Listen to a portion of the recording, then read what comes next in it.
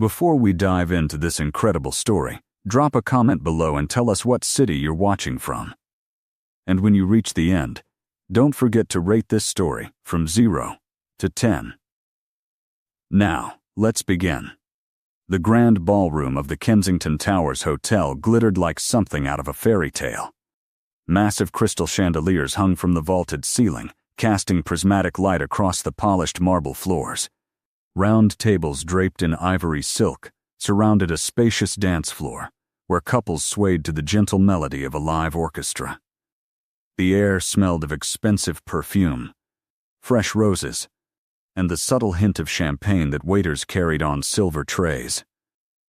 Everything about this wedding reception screamed luxury, from the towering floral arrangements to the gold-rimmed china at each place setting. Madison Foster stood near the entrance, clutching her small navy clutch a little too tightly, feeling completely out of her element. She'd worn her best dress, a simple but elegant midnight blue number that she'd bought on sale 3 months ago, and paired it with heels that were already making her feet ache. Her friend Claire, the bride, had insisted she come, despite Madison's protests that she wouldn't know anyone. Now Claire was somewhere in the crowd, radiant in her wedding gown, and Madison was alone, scanning the room for a familiar face. She took a deep breath and reminded herself that she was here to celebrate her friend's happiness, not to feel sorry for herself. A server approached with a tray of champagne flutes.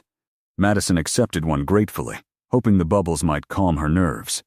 She took a small sip and nearly choked when someone bumped into her from behind. The champagne sloshed dangerously close to the rim of her glass. She turned quickly, ready to apologize even though she hadn't been the one moving, and found herself looking up at a tall man in an impeccably tailored charcoal suit. He had dark hair styled just messy enough to look intentional, sharp cheekbones, and eyes the color of stormy seas. For a moment, neither of them spoke.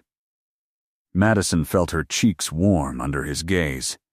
The man's expression shifted from surprise to something she couldn't quite read. A flicker of amusement, perhaps, or curiosity. He glanced down at her chest, and Madison's embarrassment intensified until she realized he wasn't being inappropriate. He was looking at the name tag pinned near her left shoulder. Her heart sank as she remembered the mix-up at the entrance. The cheerful woman at the reception table had handed her a name tag before Madison could explain she was just a regular guest. The tag read Victoria Ashford in elegant script. Victoria Ashford, as in the daughter of real estate mogul Charles Ashford, as in one of the wealthiest families in the entire state. Madison had tried to correct the mistake, but the woman had already moved on to the next guests, and Madison had been too flustered to insist. Now this stranger was staring at that name tag with an expression that made Madison's stomach flip. He smiled, a slow, deliberate smile that transformed his handsome face into something devastating. "Madison," he said, his voice smooth and confident, "though I suppose I should call you Victoria." She opened her mouth to correct him, to explain the ridiculous mistake, but he continued before she could find her words.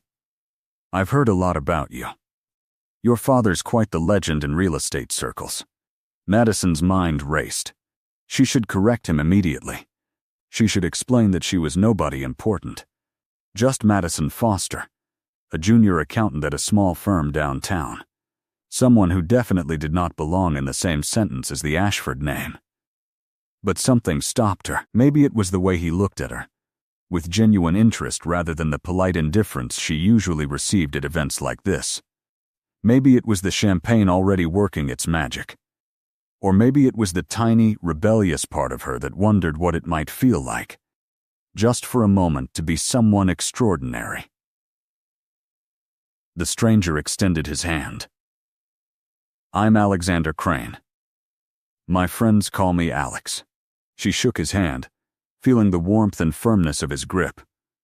"Nice to meet you," she managed, her voice steadier than she felt. Alex gestured toward the dance floor. "Would you like to dance, Victoria?" The way he said the name sent a strange thrill through her. She knew she should say no, should end this charade before it went any further. But her mouth betrayed her. "I'd love to," she heard herself say. He led her through the crowd with a confidence that suggested he was accustomed to navigating rooms full of important people. Other guests nodded at him as they passed, and Madison noticed several women watching with undisguised interest. Alex seemed oblivious to the attention, his focus entirely on her. When they reached the dance floor, he placed one hand on her waist and took her other hand in his. The orchestra was playing something slow and romantic, and Madison tried to remember the basic steps her mother had taught her years ago. She needn't have worried. Alex led with such natural grace that she found herself moving effortlessly with him, as if they'd danced together 100 times before. "So," he said, his breath warm near her ear, "what brings a real estate heiress to a wedding where she doesn't seem to know many people?" Madison's heart hammered. She was in too deep now. "I'm a friend of the bride," she answered truthfully. "Claire and I go way back. How about you?" Alex nodded thoughtfully. "Business connection with the groom's family. Though I have to admit, I'm finding the company much more interesting than I expected." Was he flirting with her? Madison felt dizzy, and she wasn't sure if it was from the spinning or from the surreal situation she'd stumbled into. They danced through 2 songs before Alex suggested they get some air. Madison followed him out to a terrace that overlooked the hotel's immaculate gardens. String lights twinkled in the trees, and the distant sound of the city created a pleasant hum beneath the music drifting from the ballroom. The night air was cool against her flushed skin. Alex leaned against the stone balustrade, studying her with those intense eyes. "You're not quite what I expected," he said. Madison's pulse quickened. "What do you mean?" He shrugged, a small smile playing at his lips. "I've heard Victoria Ashford's name in business circles for years. People describe her as ambitious, calculating, maybe a bit ruthless. You seem different." "Because I'm not her," Madison thought desperately. "Because I'm a fraud, who's too cowardly to tell you the truth." What she said instead was, "Maybe people don't know me as well as they think they do." It wasn't entirely a lie. People rarely knew her well at all. Alex's smile widened. "I like that answer. Too many people in our world are exactly what they appear to be. It's refreshing to meet someone with hidden depths." Our world. The phrase hit Madison like cold water. She didn't belong to his world, whatever that world was. She belonged to a small apartment in a modest neighborhood, to spreadsheets and budget meetings, to take-out dinners and streaming services on Friday nights. All of this glittering luxury and easy sophistication was as foreign to her as a distant planet. She should tell him. She should end this right now before it spiraled further out of control. But then Alex said something that changed everything. "My company is actually considering a partnership with Ashford Properties. I've been hoping to meet someone from your family to discuss it informally before we move forward with formal negotiations." Madison felt the color drain from her face. This had gone from an innocent misunderstanding to something that could have actual consequences. Before she could respond, a cheerful voice called out from the terrace doorway. "Victoria." "There you are." A woman in a shimmering gold dress approached, champagne in hand and a brilliant smile on her face. "I've been looking everywhere for you. Your father said you might be here." Madison's blood turned to ice. The woman air-kissed both her cheeks before Madison could react. "It's been ages since the charity gala last spring," the woman continued. "You look absolutely stunning." "And who is this handsome gentleman?" Alex introduced himself with the same easy confidence, and the woman, whose name was apparently Diane, launched into a story about some fundraiser she was organizing. Madison stood frozen, her mind spinning. This woman thought she was Victoria Ashford. She was talking about events and people Madison had never heard of, and any moment now, she would say something that would expose the entire ridiculous lie. But Diane didn't seem to expect much response. She talked continuously, barely pausing for breath, and when someone called her name from inside, she excused herself with another round of air kisses and a promise to call about lunch next week. The moment she left, Madison turned to Alex, ready to confess everything, but he spoke first. "That was close," he said quietly. She stared at him. "What?" His expression had changed, the easy charm replaced by something sharper, more calculating. "You're not Victoria Ashford, are you?" Madison felt her knees go weak. The terrace seemed to tilt beneath her feet. I can explain." Alex held up a hand. "It's okay. I've known since the moment I saw you." Madison's mind reeled. "How?" He gestured toward the ballroom. "Victoria Ashford is inside. I saw her arrive with her father about 20 minutes before I met you. She's wearing a red dress and holding court near the dessert table." Madison wanted the ground to swallow her whole. "Then why did I pretend I believed you?" He leaned against the balustrade again, watching her with those unreadable eyes. "Because I wanted to see what you would do." Madison didn't know whether to feel humiliated or angry. That's pretty manipulative. He had the grace to look slightly apologetic. "Maybe. But in my defense, you were the one wearing someone else's name tag." "Fair point," Madison admitted. She took a deep breath. "I'm sorry. It was a stupid mistake at the reception table, and then you assumed, and I should have corrected you immediately. But I didn't. And then it just kept getting worse." "Why didn't you correct me?" Alex asked, his tone curious rather than accusatory. Madison considered lying. But what was the point now? "Because for just a minute, I wanted to know what it felt like to be someone interesting. Someone important. Someone worth noticing."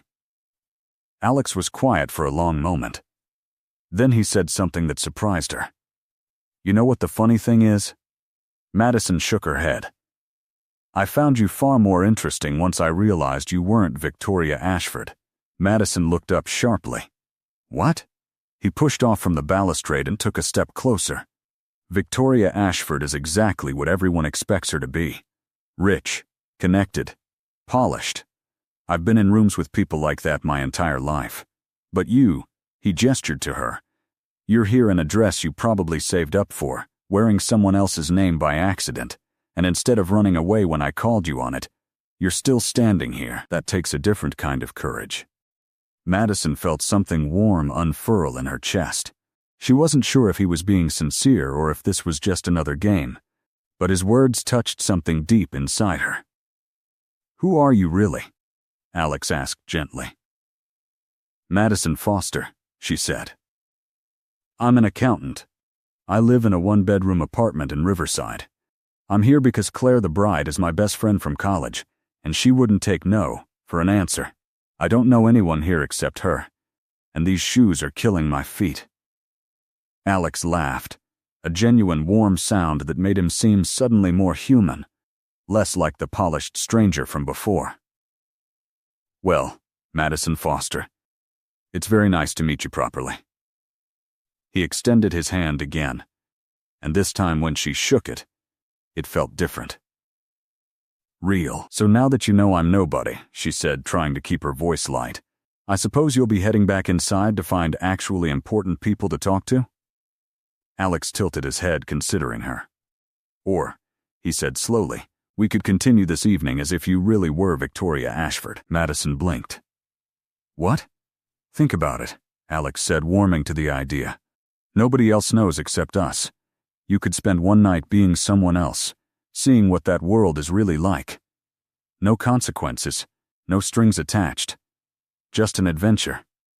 "It's crazy," Madison said, but even as she spoke, she felt a thrill of possibility. She'd spent her entire life being careful, responsible, practical. What would happen if, just for one night, she let herself be someone different? "It's absolutely crazy," Alex agreed. "But isn't that what makes it fun?" Madison thought of her small apartment, her quiet weekends, her careful budget that left little room for spontaneity. She thought of all the times she'd wanted to do something reckless, but had talked herself out of it.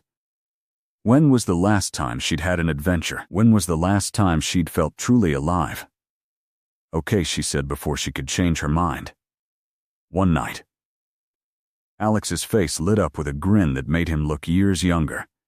Excellent, but we need some ground rules. Madison raised an eyebrow. Ground rules for pretending to be someone I'm not? It's only sensible, Alex said. First rule, if anyone asks you specific questions about the Ashford business or family, deflect. Talk about general topics, or better yet, turn the conversation back to them. People love talking about themselves. Madison nodded. That makes sense. Second rule, he continued. Stay close to me. I can help navigate any tricky conversations. And third, most important rule, we both remember this isn't real. At midnight, like Cinderella, you go back to being Madison Foster, accountant from Riverside. The Cinderella reference wasn't lost on Madison. She glanced down at her dress, definitely not a ball gown, and her aching feet in too high heels. At least I probably won't lose a shoe when I run away at midnight. Let's hope not, Alex said. Those look expensive. Madison laughed despite herself. They cost $49 at a clearance sale. Alex looked genuinely delighted. Best deal of the century. They stood there grinning at each other like co-conspirators, and Madison felt something shift inside her. This was insane. This was the most irresponsible thing she'd done in years.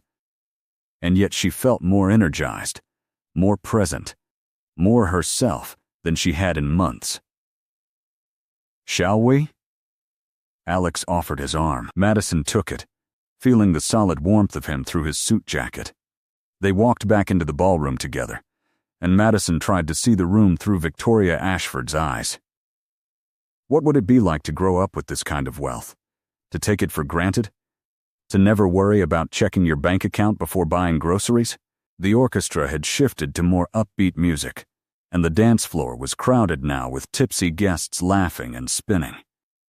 Alex guided her to a different area of the room, where clusters of well-dressed people stood talking in small groups. He introduced her to a couple in their 50s, James and Patricia Hartwell, who owned a chain of luxury hotels. Madison, Alex said smoothly, meet the Hartwells. James, Patricia. This is Victoria Ashford. The couple's faces lit up with recognition. Charles Ashford's daughter?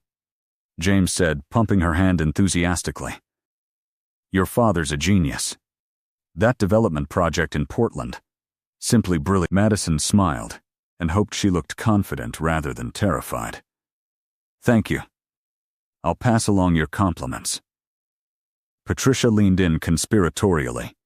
Tell me, dear, is it true your family is looking at expanding into the European market? I heard whispers at the Thompson Gala last month. Madison felt Alex's hand subtly press against the small of her back, a gentle reminder of their first rule. She took a breath and channeled every ounce of confidence she could muster. You know how these things are, she said with what she hoped was a mysterious smile. My father prefers to keep his plans close to the vest until everything is finalized. But I can say that we're always looking for interesting opportunities.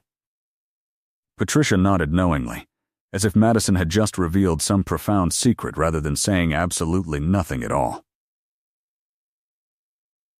Of course. Your father's discretion is legendary. Before the conversation could go any deeper into dangerous territory, Alex smoothly redirected. James, didn't you mention you were renovating the flagship property in Manhattan?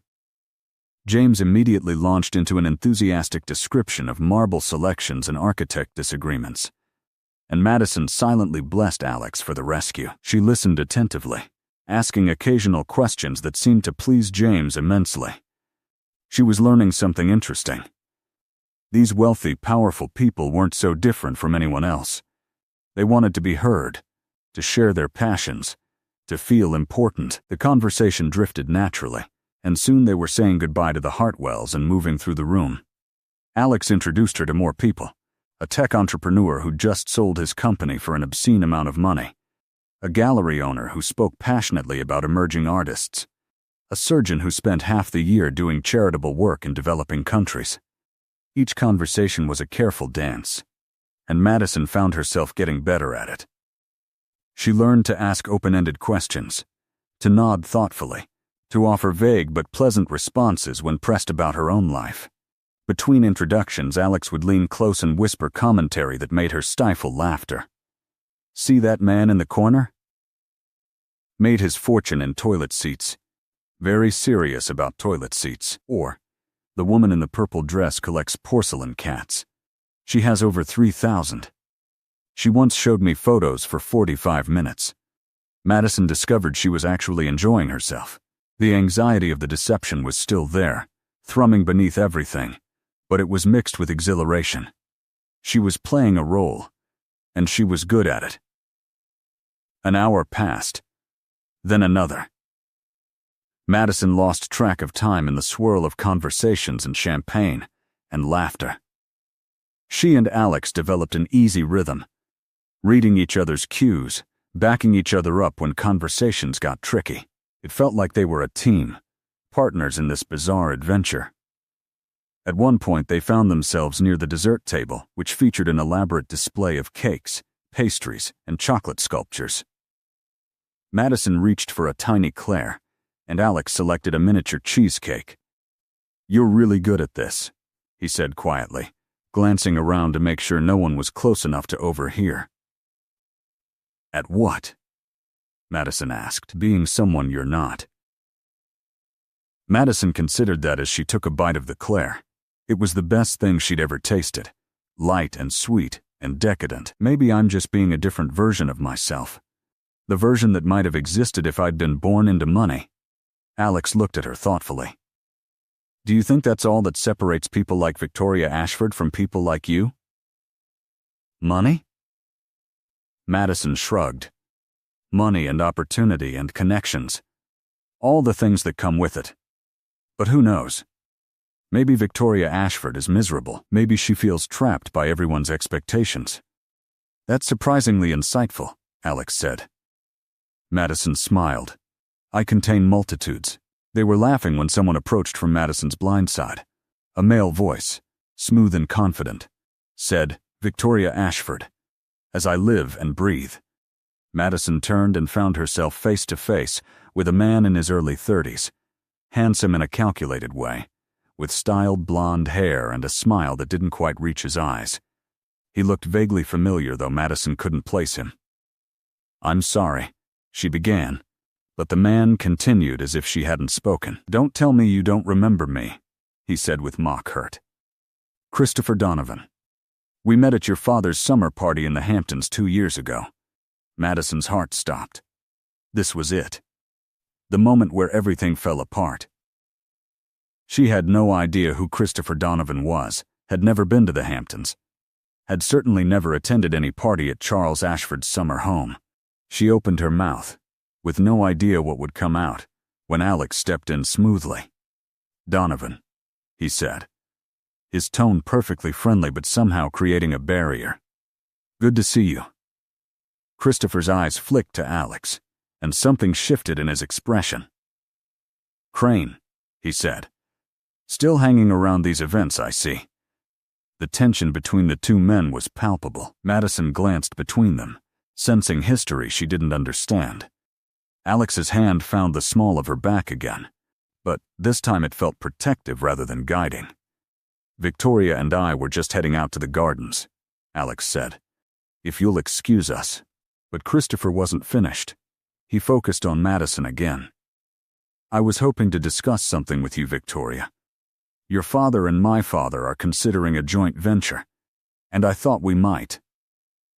Alex cut him off, his voice still polite but with an edge beneath. "This is a wedding, Donovan. Perhaps business discussions can wait for business hours." Christopher's jaw tightened. "I wasn't aware you spoke for the Ashford family now, Crane." Madison felt the situation spiraling. She needed to take control before these two men made a scene. "Actually," she said, surprised by how steady her voice sounded, "Alexander is right. This is Claire's wedding, and I'd prefer to keep business out of it. But I appreciate your interest, Christopher. Perhaps you could contact my father's office to set up a proper meeting." It was a perfect deflection, exactly what the real Victoria Ashford might have said. Christopher looked momentarily taken aback, then recovered with that smooth smile. Of course, of course. I apologize. It was just so fortunate to run into you. He leaned closer, and Madison caught a whiff of expensive cologne. Though I have to say, you look even more beautiful than I remembered. There was something in his tone that made Madison's skin crawl. She stepped closer to Alex instinctively. That's very kind, she said, keeping her voice neutral. Now if you'll excuse us. She let Alex guide her away, feeling Christopher's eyes on her back. When they were out of earshot, she released a breath she hadn't realized she'd been holding. That was intense. Alex's expression was grim. Christopher Donovan is bad news. Old money, new attitude. Thinks the world owes him whatever he wants. Madison glanced back to see Christopher watching them from across the room, that calculating smile still in place. Does he know the real Victoria? Alex shook his head. Probably not well. He name-drops at every opportunity. Claims connections he doesn't really have, but he's persistent. I'll give him that. They made their way to the gardens, genuinely needing fresh air after that encounter. The outdoor space was beautifully landscaped, with winding paths lit by small lanterns and carefully manicured hedges creating intimate alcoves. Other guests wandered the paths, their laughter and conversation floating through the night air.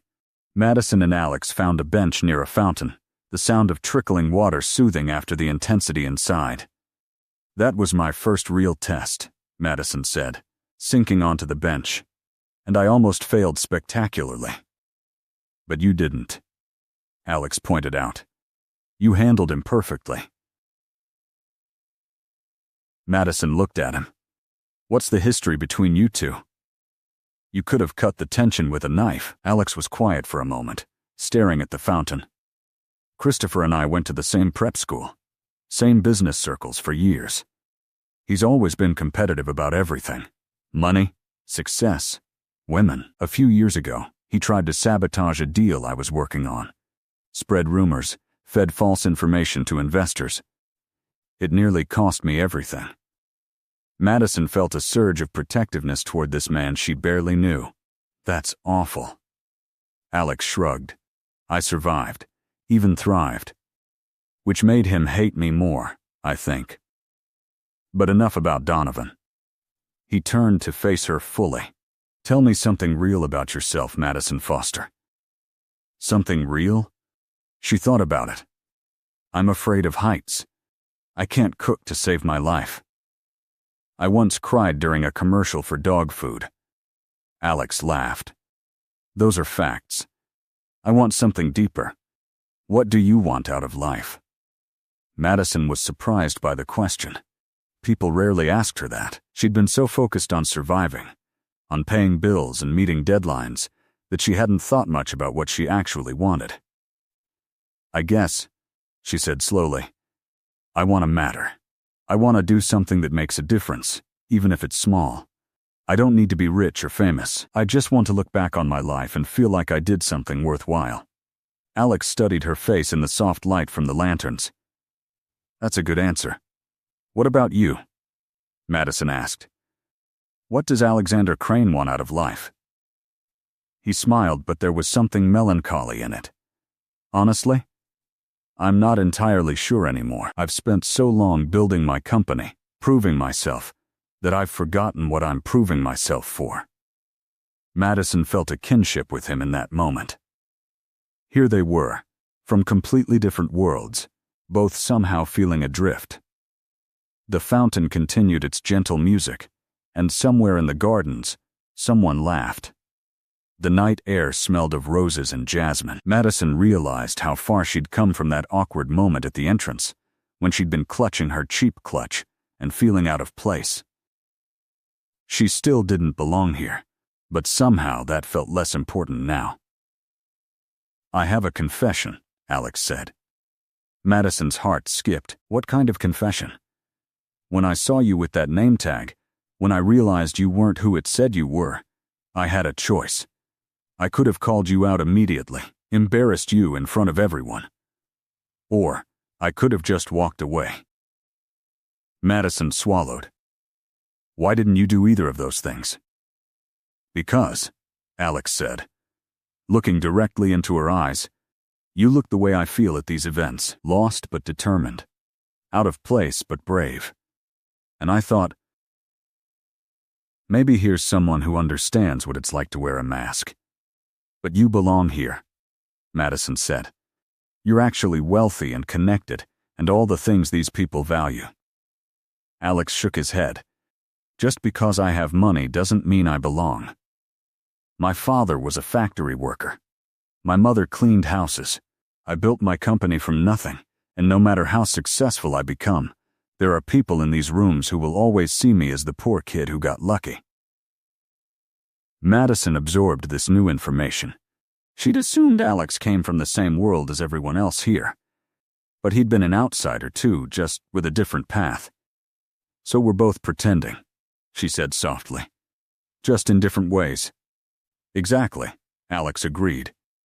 They sat in comfortable silence for a while. Madison wondered what time it was, whether midnight was approaching. She didn't want this strange, magical evening to end. But she also knew it couldn't last. Cinderella always had to leave the ball eventually. "Should we go back inside?" Alex asked. Madison nodded, and they stood. As they walked back toward the ballroom, Alex offered his arm again, and Madison took it. She was grateful for the support. Her feet really were killing her now, but she refused to limp. They re-entered the ballroom to find the party in full swing. The music was louder, the guests more animated with alcohol and celebration. Claire, the bride, was dancing with her new husband, both of them glowing with happiness. Madison felt a pang of emotion watching them.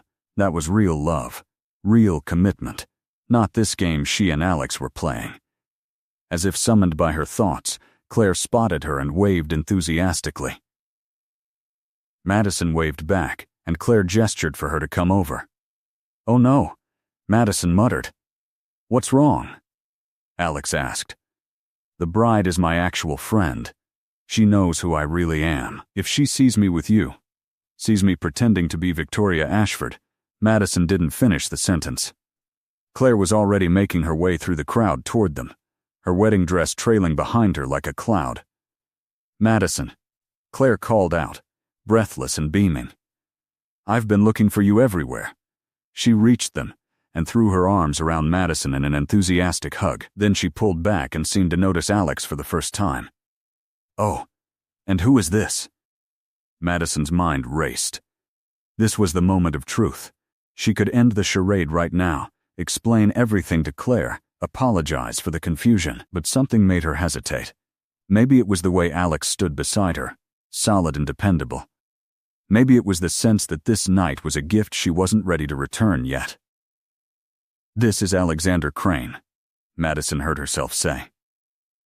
"Alex, this is Claire, the beautiful bride." Alex smoothly took Claire's hand and kissed it in an old-fashioned gesture that made Claire giggle. "Congratulations on your marriage. You look absolutely radiant." Claire preened under the compliment. "Thank you, and I'm so glad Madison has found someone to keep her company. She always tries to hide in corners at parties." Madison felt her cheeks heat. "Claire," she protested weakly, but Claire was already moving on, her attention scattered by champagne and excitement.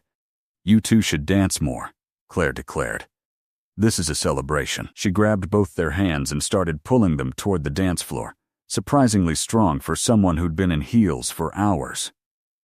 "Come on, both of you." Claire deposited them near the center of the dance floor just as the band shifted to another slow song. She blew them a kiss and twirled away to find her husband, leaving Madison and Alex standing amid the other dancing couples. "Well," Alex said, offering his hand. "Shall we?" They began to dance, finding the same easy rhythm they'd had earlier. But something felt different now. More intimate. The lights seemed dimmer, the music more romantic. Madison was acutely aware of Alex's hand on her waist, the way they moved together. "You're a good friend," Alex said quietly, not telling her the truth about tonight. Madison rested her head against his shoulder, too tired to maintain the distance she probably should. "Is it terrible that I don't want it to end? The evening, you mean?" Alex asked. Madison nodded against his chest. She could hear his heartbeat, steady, and strong. I understand that feeling, Alex said. Sometimes real life is exhausting, and pretending to be someone else is a relief. They danced through the song, then another. Other couples swirled around them, but Madison barely noticed. She was in a bubble, separate from reality, and she wanted to stay there forever.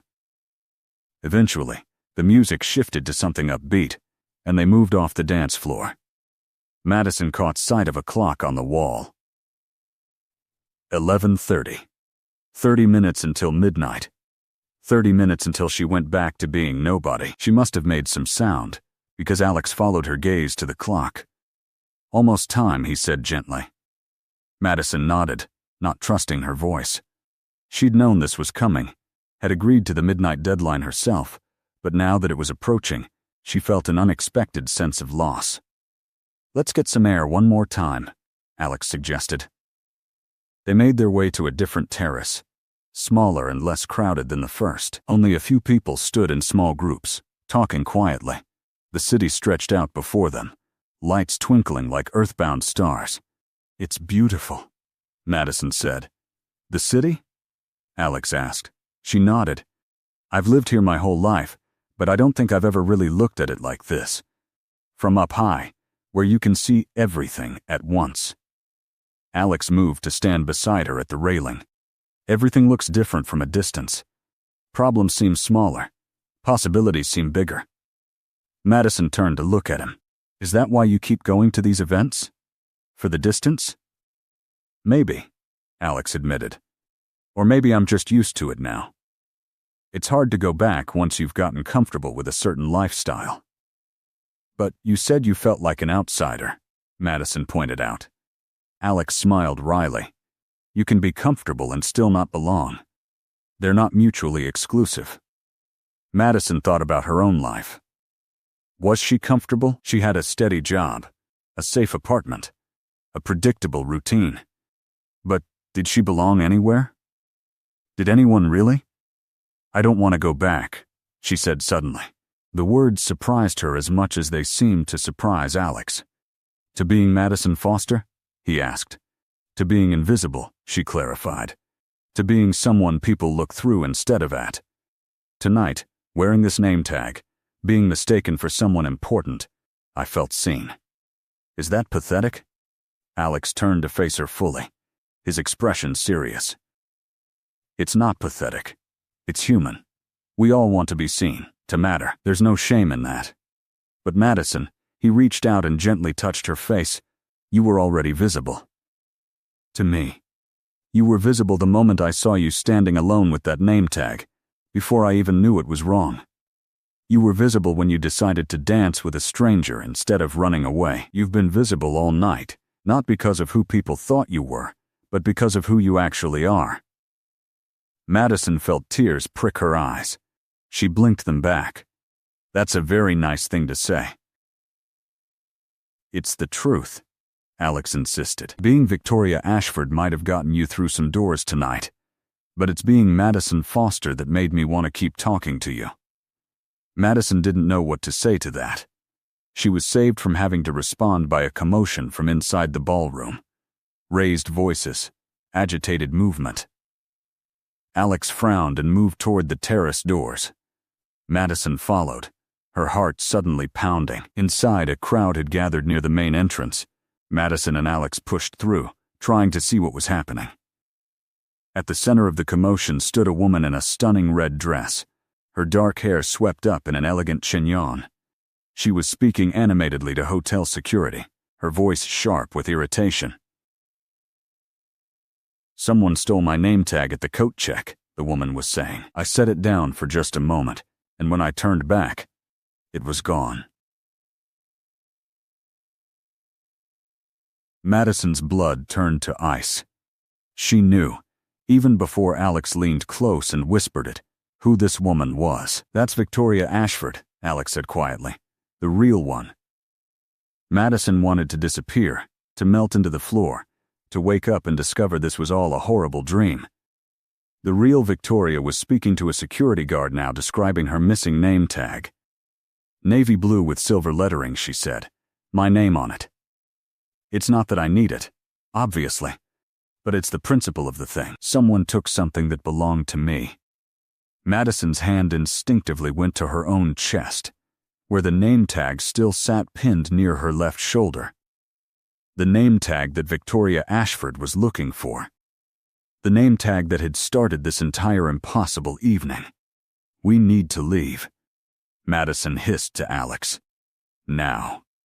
But before they could move, Christopher Donovan's voice rang out from across the room. "Victoria, there you are. I've been looking for you." He was walking toward Madison, that smooth smile in place, completely oblivious to the actual Victoria Ashford standing 10 feet away. Everyone's attention swung to Madison. She felt dozens of eyes land on her, saw confusion ripple through the crowd. Christopher reached her and took her hand, still clueless. "I was hoping we could continue our conversation from earlier." The real Victoria Ashford's voice cut through the murmurs. "I'm right here, Christopher." "Who is that woman you're talking to?" Christopher turned, saw the woman in the red dress, and his face went through several expressions in rapid succession. Confusion, recognition, shock, and finally understanding. His eyes dropped to the name tag on Madison's chest, then back to her face. She could see the moment he realized what had happened. "Oh," he said, and the single syllable carried a world of amused malice. "This is interesting." The real Victoria pushed through the crowd, her earlier irritation now mixed with curiosity. She reached Madison and stared at the name tag. "That's mine," she said simply. Madison's hands shook as she unpinned it. "I'm so sorry," she managed. "There was a mix-up at the coat check, and I tried to return it, but everything happened so fast, and I didn't mean to." She was babbling now, the words tumbling over each other. She held out the name tag, but Victoria didn't take it immediately. Instead, she studied Madison with sharp, assessing eyes. "So you've been walking around all evening pretending to be me," Victoria said. It wasn't a question. Madison wanted to explain, to defend herself, but what could she say? It was true. She had been pretending, and now everyone knew. The crowd pressed closer, eager for drama. Madison heard whispers, saw people pulling out phones to capture what was sure to become gossip gold. She'd never felt more exposed, more humiliated in her entire life. Alex stepped forward, positioning himself slightly in front of Madison. "This was an honest mistake," he said firmly. "An administrative error at the entrance. Nobody meant any harm." Christopher laughed, the sound cutting. "Come on, Crane. An honest mistake that she conveniently didn't correct all evening? That she used to gain access to people in conversations?" His eyes glittered with spite. "Some might call that fraud." Madison felt the word like a physical blow. Fraud. Was that what she'd committed? She'd never thought of it that way, had just seen it as a harmless game. But hearing it said out loud made her realize how serious this could be. These people took their names, their reputations, seriously. "I should go," Madison said, her voice barely above a whisper. She turned to leave, desperate to escape, but Victoria's voice stopped her. "Wait," the real heiress said. Madison froze, not turning around. She couldn't bear to see the judgment on Victoria's face. There was a long moment of silence. Then Victoria said something Madison never expected. "It's not fraud if I say I gave her permission to use my name." Madison spun around. "What?" Victoria was smiling now. A small, enigmatic smile. She looked at Madison, then at the crowd, then back to Madison. "I asked her to wear my name tag tonight as a favor. I hate these events. Too many people pestering me about business. So I had my friend here," she gestured to Madison, "wear my name and take the attention off me for a while." Very clever, actually. The crowd murmured, uncertain whether to believe this explanation. Christopher looked openly skeptical. "That's quite a claim, Victoria. Can anyone verify it?" Victoria's eyes flashed dangerously. "Are you calling me a liar, Christopher?" The temperature in the room seemed to drop 10 degrees. Christopher backpedaled immediately. "Of course not. I just meant, I know what you meant, Victoria cut him off. And I don't appreciate the implication. Now if everyone is quite finished being entertained by my personal business, I'd like to get back to celebrating my friend's wedding. She linked her arm through Madison's, the gesture both surprising and commanding. The crowd began to disperse, the excitement over. Christopher shot one last venomous look at Madison and Alex before disappearing into the throng. When they were alone, relatively speaking, in a quiet corner of the ballroom, Victoria released Madison's arm. "Why did you do that?" Madison asked, still trying to process what had just happened. "Why did you cover for me?" Victoria studied her for a moment. "Because Christopher Donovan is a snake who was enjoying your humiliation way too much. And because," she added with a shrug, "you actually did me a favor tonight." Madison shook her head, confused. "I don't understand. I was pretending to be you, stealing your identity." Victoria laughed, the sound surprisingly warm. "Please. You think this is the first time someone's pretended to be me? Last year a woman tried to open credit cards in my name. That's identity theft. This?" She gestured around them.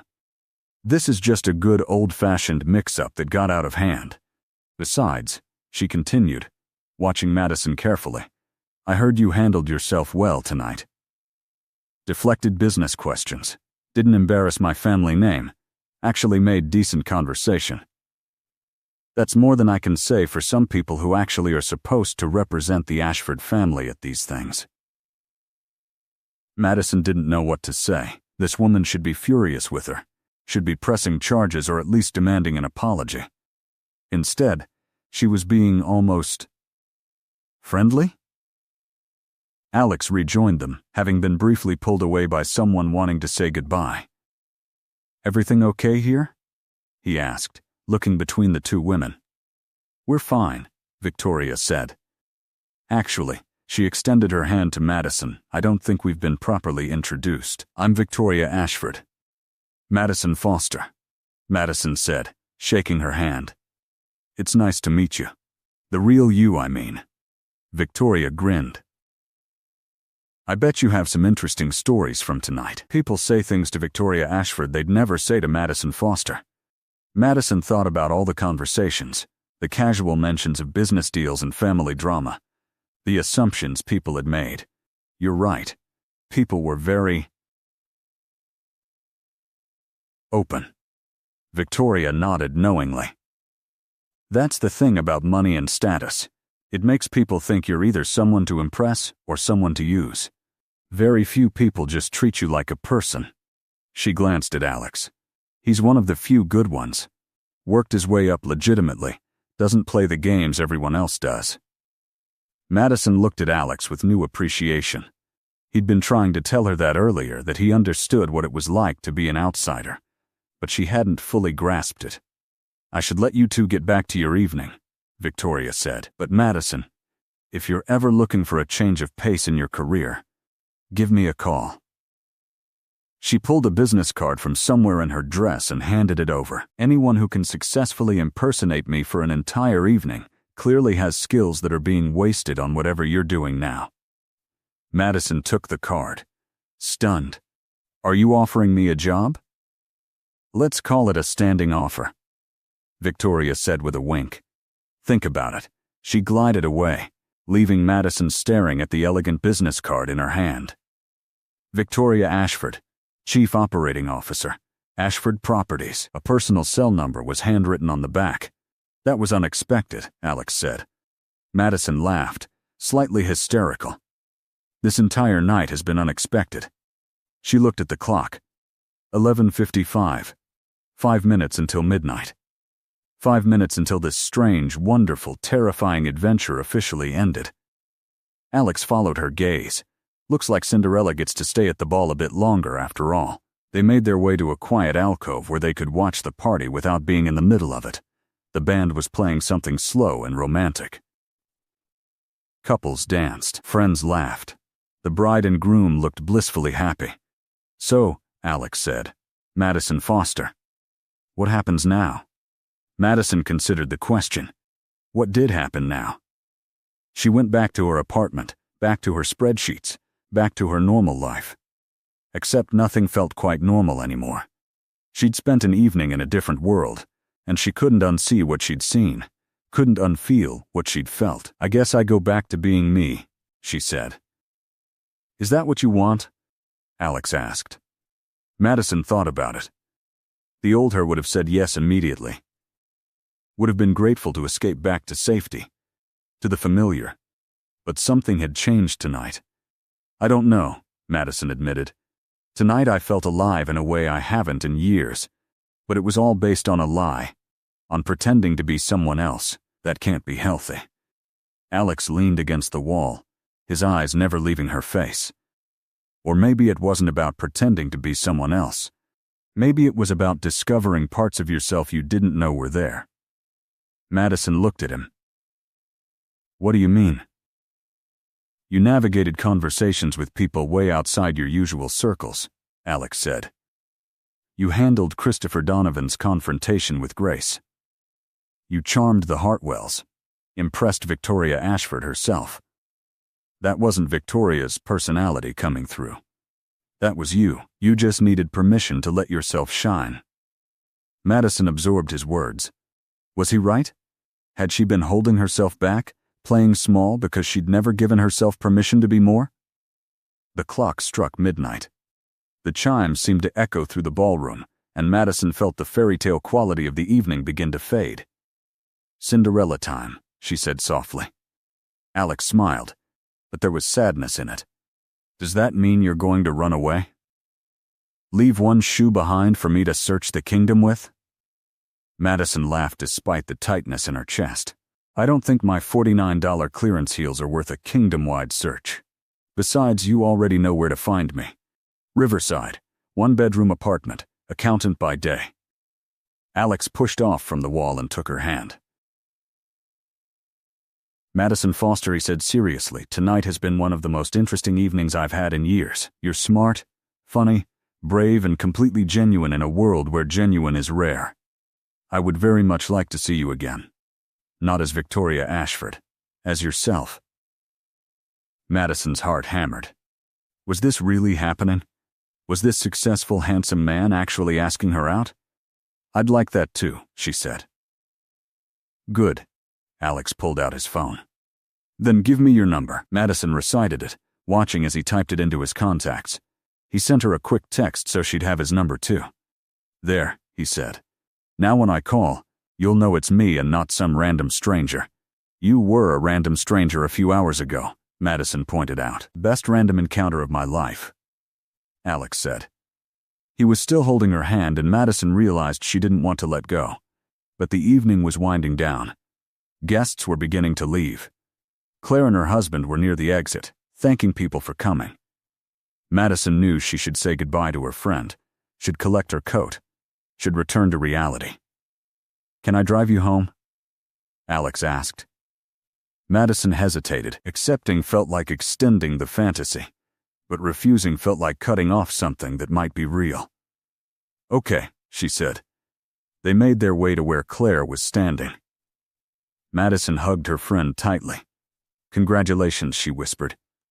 "I'm so happy for you." Claire pulled back, her eyes slightly glassy with champagne and emotion. "Thank you for coming. And thank you for bringing that gorgeous man. Where did you find him?" "Long story," Madison said. "I'll tell you everything when you get back from your honeymoon." Claire grinned. "I'm going to hold you to that." Madison and Alex retrieved their coats from the check. The woman at the coat check was different from the one who'd given Madison the wrong name tag, and for that Madison was grateful.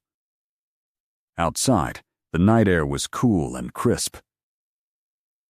Alex's car was brought around by the valet, a sleek black sedan that probably cost more than Madison made in 2 years. He opened the passenger door for her, and she slid into leather seats that felt like butter. The drive to Riverside took about 20 minutes. Madison gave directions, very aware of the difference between Alex's car and the 15-year-old sedan she drove. Her neighborhood looked shabbier than usual as they pulled up to her building. The streetlight on the corner was out again. Mrs. Chen's cat was sitting in a window on the first floor. "This is me," Madison said, gesturing to the modest brick building. Alex parked and turned off the engine. "Can I walk you up?" Madison almost said no. Her apartment was tiny. Nothing special. And she didn't want him to see how differently she lived. But then, she remembered what he'd said about his parents. About working his way up from nothing. He wouldn't judge. "Okay," she said. They took the stairs to the 3rd floor, their footsteps echoing in the quiet building. Madison's door was at the end of the hall, number 312. She unlocked it and stepped inside, flipping on the light. The apartment was exactly as she'd left it. Small but clean, decorated with mismatched furniture from thrift stores and a few prints she'd bought at street fairs. Books overflowed from a single bookshelf. Her laptop sat on a small table near the window. "It's not much," Madison said, suddenly self-conscious. "It's perfect," Alex said, and he sounded sincere. "It's you." Madison turned to face him. They were standing very close in the small entryway. She could see the gray flecks in his blue eyes, the slight stubble on his jaw. "Thank you," she said, "for tonight. For making me feel special, even if it was just pretend." "It wasn't pretend," Alex said quietly. "Not the important parts." He reached up and tucked a strand of hair behind her ear. Madison's breath caught. For a moment she thought he might kiss her, and she wasn't sure if she wanted him to or if that would be too much, too fast. But Alex just smiled and stepped back.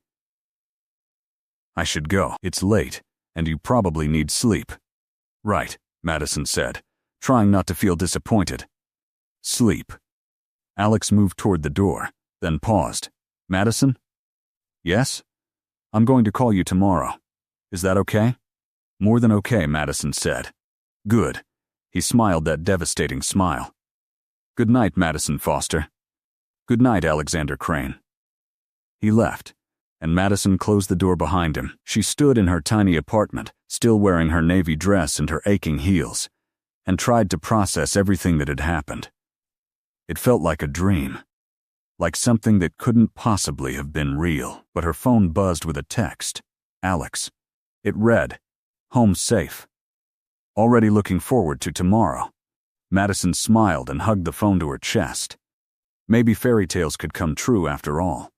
She got ready for bed in a daze, washing off her makeup and changing into her comfortable pajamas. When she finally climbed into bed, she pulled out Victoria Ashford's business card from her purse where she'd stashed it. The card was heavy, expensive, the kind of thing she'd never owned herself. A standing job offer from one of the most powerful families in the city. An evening with a man who made her feel seen and valued. A night where she'd been brave and capable and charming. Madison set the card on her nightstand and turned off the light. Tomorrow, she'd be back to being Madison Foster. Accountant, but she wouldn't be the same Madison Foster who'd walked into that wedding earlier tonight. That Madison had been afraid, had been playing small, had been invisible. This Madison, the one lying in bed with a smile on her face and a successful man's number in her phone, knew she was capable of more. Sleep came easily, and Madison dreamed of crystal chandeliers and waltzes, of name tags and mistaken identities, of a man with storm-gray eyes who saw her for who she really was. The next morning, Madison woke to sunlight streaming through her window and the sound of her phone ringing.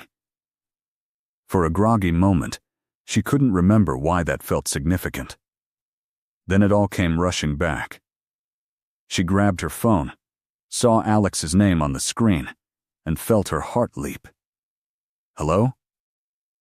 She answered, trying to sound awake and not like she'd just been jolted from sleep. "Good morning." Alex's voice was warm and amused.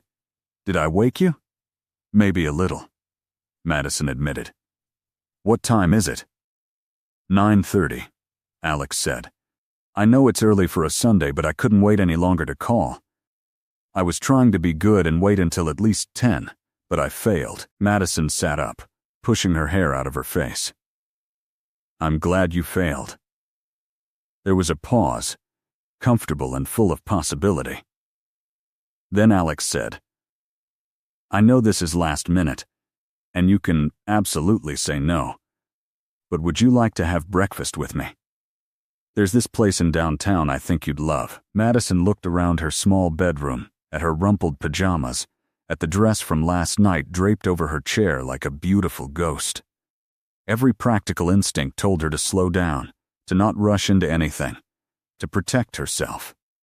But the new Madison, the one who danced with strangers and worn someone else's name and survived the exposure of her deception, that Madison wanted to say yes. "I'd love to," she said. "Give me an hour to get ready?" "Perfect," Alex said. "I'll text you the address." Madison spent the next hour in a flurry of activity. Shower, makeup, trying on half the clothes in her closet before settling on jeans and a soft sweater. Casual but put together, she looked at herself in the mirror and barely recognized the woman staring back. Her eyes were brighter, her smile more confident. One evening had changed something fundamental inside her. The restaurant Alex had chosen was a charming bistro with outdoor seating and the smell of fresh pastries wafting through the air. Madison arrived to find Alex already there, sitting at a table by the window and reading something on his phone. He looked up as she approached, and his face lit up in a way that made her stomach flip. "You look beautiful," he said, standing to pull out her chair. "You're not so bad yourself," Madison said, settling into her seat. They ordered French toast for her and an omelet for him, and fell into easy conversation. Without the pressure of the wedding party and the need to maintain her false identity, Madison felt herself relaxing even further. Alex told her about his company, a tech consulting firm that helped businesses streamline their operations. He spoke passionately about problem-solving and innovation, and Madison found herself genuinely interested. "What made you want to start your own company?" she asked. Alex considered the question while cutting into his omelet. "Control, mostly. I worked for other people for years, watched them make decisions I knew were wrong. Couldn't do anything about it. Starting my own company meant I could do things my way." Madison nodded. "That makes sense. Do you like accounting?" Alex asked. Madison laughed. "No one's ever asked me that before. They just assume I do it because I'm good with numbers. But do you like it?" He pressed. Madison thought about it. "Honestly, no. I'm good at it, and it's stable, but it's not fulfilling. I keep thinking there should be more. But I don't know what that more is. Maybe Victoria's job offer is worth considering," Alex suggested. Madison had been trying not to think about that card sitting on her nightstand. It felt too big, too impossible. "I don't have the right experience or education for that kind of position," she said. "You navigated a room full of wealthy, influential people last night," Alex pointed out. "You handled unexpected situations with grace. You impressed Victoria Ashford herself. Those are skills, Madison. Valuable ones." "Maybe," Madison said, but she couldn't quite make herself believe it. They finished breakfast and decided to walk through the nearby park. The morning was beautiful, crisp and clear, with leaves turning gold and red on the trees. Other people were out enjoying the day, walking dogs, jogging, pushing strollers. It all felt so normal, so far removed from the glittering luxury of the wedding. "Can I ask you something?" Madison said as they walked. "Anything," Alex replied. "Why me?" Madison asked. "Last night you could have walked away when you realized I wasn't Victoria Ashford. You could have found someone actually from your world to spend time with. Why did you choose to stay with me?" Alex was quiet for a few steps. Then he said, "Do you know what it's like to always be performing? To never be able to just be yourself because everyone has expectations of who you should be?" Madison thought about it. "Last night, I got a taste of that. Everyone treating me differently because of a name tag. It was exciting, but also exhausting." "Now imagine that's your whole life," Alex said. "People either want something from you, or they're intimidated by you. Genuine connections become almost impossible. But last night, talking to you, watching you navigate that world with wonder instead of entitlement, I felt like I could be myself. You weren't performing for me, so I didn't have to perform for you." Madison hadn't thought of it that way. She'd been so focused on her own feelings of being an imposter, that she hadn't considered how Alex might have his own reasons for the deception. I wasn't performing because I had no idea what I was doing, she admitted. Exactly, Alex said with a smile. It was refreshing. They continued walking, and Madison realized she was holding Alex's hand. She wasn't sure when that had happened, but it felt natural. Right. Her phone buzzed in her pocket. She pulled it out to see a message from Claire, still glowing in her profile picture from the wedding. How was your night with that gorgeous man? I need details. Madison smiled and showed Alex the message. You're going to be the subject of intense interrogation when she gets back from her honeymoon, Madison told him. I can handle it, Alex said. Though you should probably warn her that I'm even more charming in small groups than at large parties. Madison laughed. Modest, too. One of my many virtues, Alex agreed. They spent the rest of the morning together, talking and walking and discovering they had more in common than their outsider status at fancy parties. They both loved old movies and terrible reality TV. They both had complicated relationships with their families. They both felt like they were still figuring out who they wanted to be when they grew up, even though they were well into adulthood. Eventually, Madison's stomach reminded her that French toast had been hours ago. Alex suggested lunch, and Madison agreed, amazed at how easy it was to spend time with him. No awkward silences, no forced conversation, just genuine connection. Over sandwiches at a deli, Alex brought up something that had been on Madison's mind too. So, he said, are we going to talk about what this is? This, Madison repeated. Us. Whatever is happening here. Madison set down her sandwich. I don't know what this is. I mean, I like you. Obviously. I've liked spending time with you, but we met because of a ridiculous misunderstanding, and I'm not sure what's real and what was just the magic of that weird evening. That's fair, Alex said. So how about this? We start fresh. No name tags, no mistaken identities, no fairy tale balls. Just Madison Foster and Alexander Crane, seeing if they actually like each other in the real world. Madison smiled. I think I'd like that. Good, Alex said. Then Madison Foster. Would you like to go on a real date with me? Not a wedding where you're pretending to be someone else. Not a morning where we're both still caught up in the craziness of last night. A proper, planned, intentional date. Yes, Madison said. I would really like that. They made plans for dinner that coming Friday. Alex insisted on picking her up, despite Madison's protests that she could meet him at the restaurant. By the time they parted ways that afternoon, Madison felt like she was walking on air. The next few days passed in a blur. Madison went to work, sat through meetings, reconciled accounts, and did all the normal things she always did. But everything felt different. She felt different. Her coworker, Janet, noticed. You seem happy, Janet said on Wednesday afternoon, peering at Madison over her computer screen. Did something good happen? Madison smiled. Just had a nice weekend. Janet looked suspicious. A nice weekend doesn't make someone glow like that. Are you seeing someone? Maybe, Madison admitted, and Janet squealed loudly enough that people in nearby cubicles looked over. Tell me everything, Janet demanded. Madison gave her the abbreviated version. Met someone at a wedding, really hit it off. Going on a date Friday. She left out the part about the mistaken identity and pretending to be an heiress. That story still felt too surreal to share. Janet was beside herself with excitement. She'd been trying to set Madison up with her cousin for months, and Madison's continued refusal had become a running joke between them. Now Janet felt vindicated that Madison was finally putting herself out there. On Friday evening, Madison stood in front of her closet, in a panic. What did one wear on a proper first date with someone who'd already seen you in a fancy dress pretending to be an heiress? She texted Alex in desperation. How fancy is this restaurant? Trying to figure out what to wear. His response came quickly. Smart casual. But honestly, You could show up in a paper bag and still be the most beautiful woman there. Madison felt herself blush. She settled on black pants and a silky blouse, with the same heels from the wedding because they were her only nice shoes, even if they did hurt. Alex picked her up at 7 sharp, and when Madison opened the door, she had to remind herself to breathe.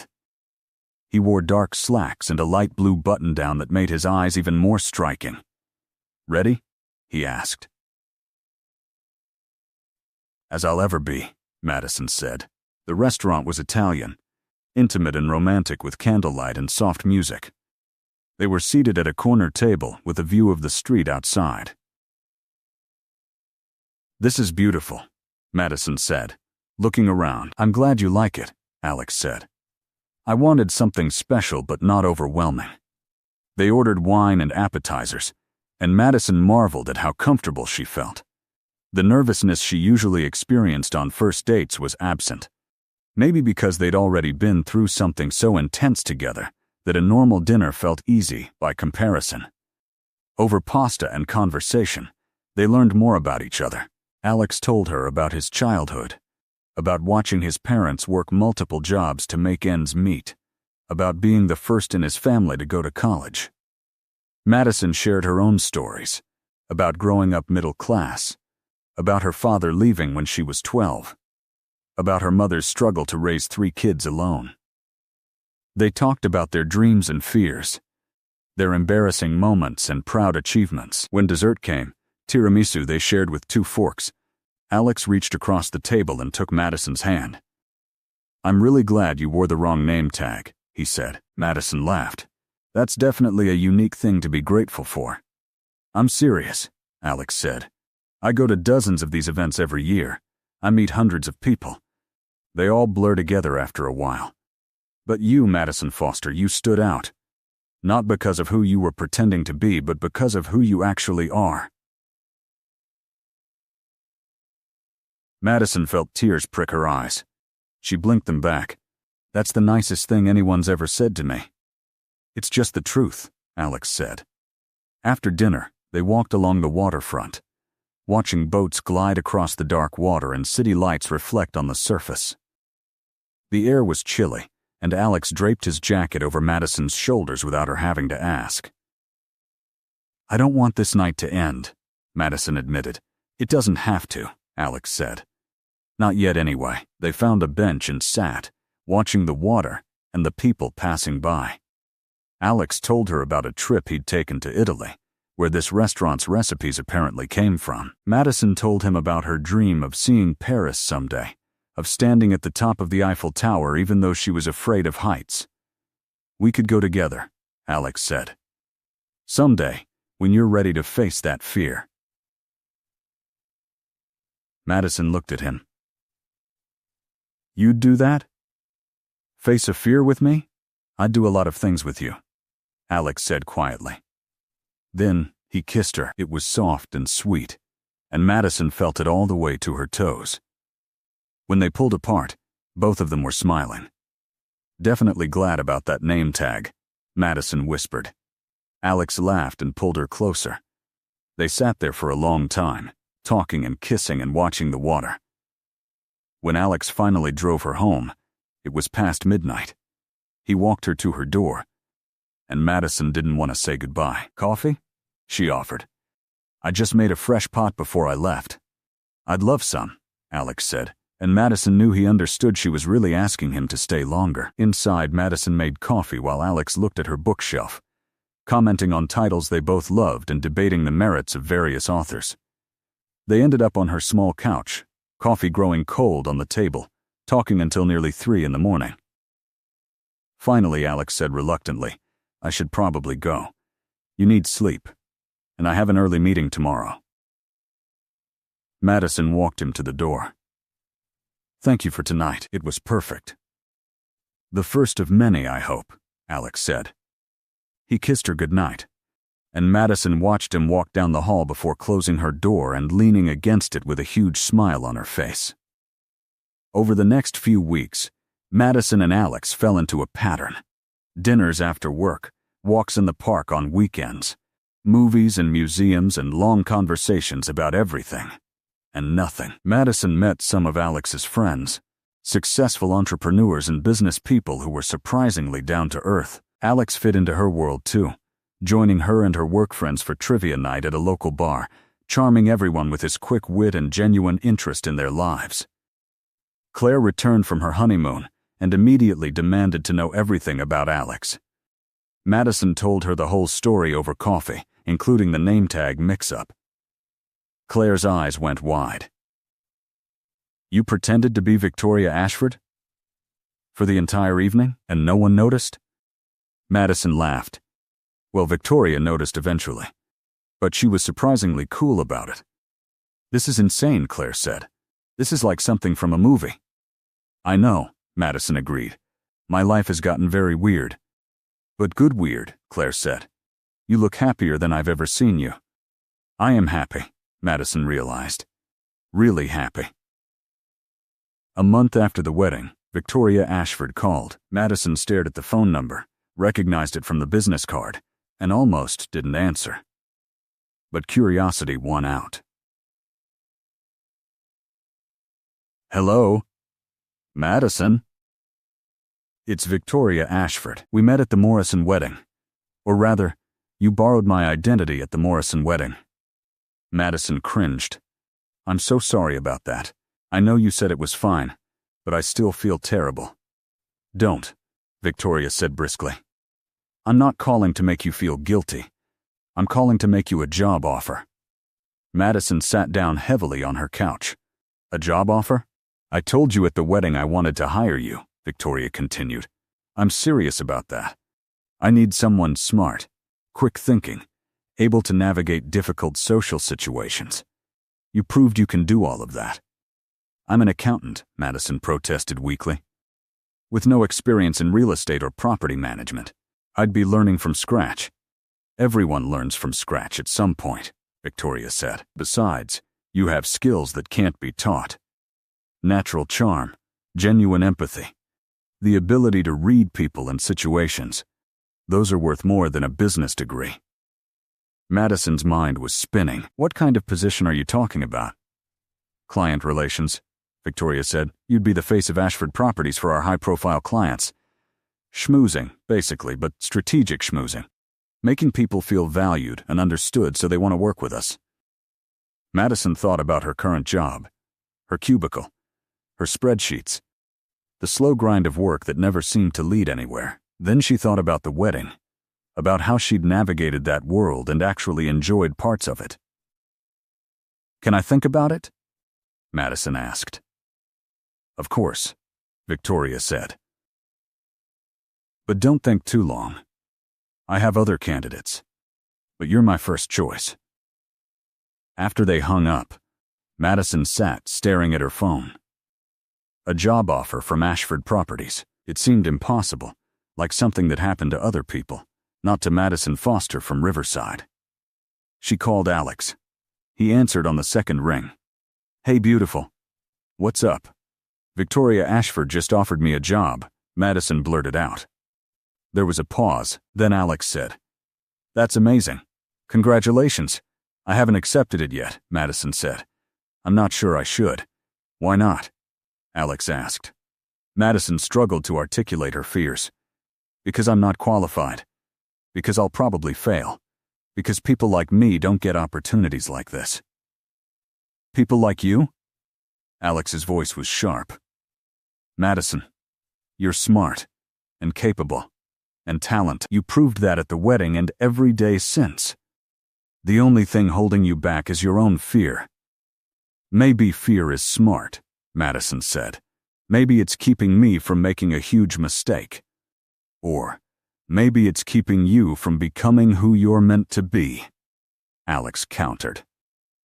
"Look, I'm not going to tell you what to do. This is your decision, but I will say that I've watched you over the past month blossom into someone more confident, more vibrant. You're not the same woman who was hiding in the corner at that wedding. Don't let fear make you small again." Madison absorbed his words. He was right. She wasn't the same person anymore. The question was whether she was brave enough to fully step into this new version of herself. "I need to think about it," Madison said. "Think all you want," Alex said. "But promise me you'll be honest with yourself about what you really want, not just what feels safe." Madison promised, and they talked for a while longer before hanging up.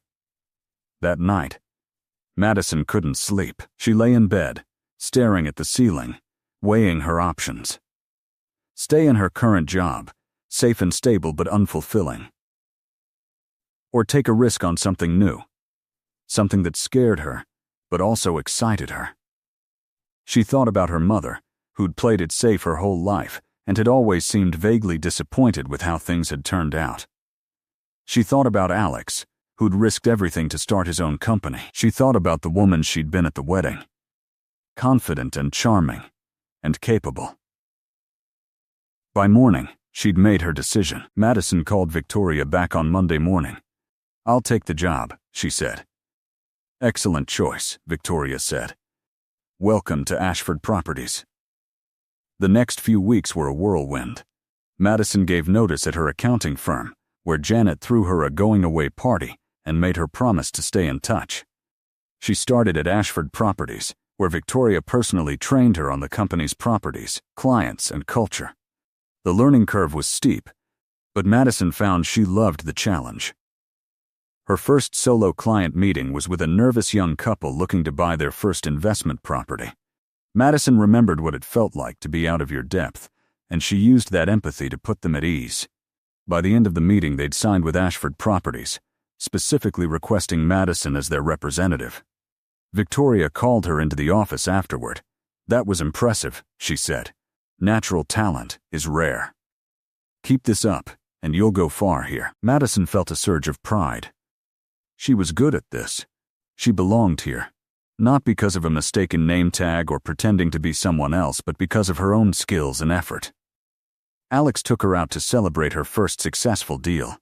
They went to a rooftop restaurant with a view of the entire city, and Madison thought about how much her life had changed in just a few months, from that corner at the wedding to here, holding hands with an incredible man and succeeding at a career she actually cared about.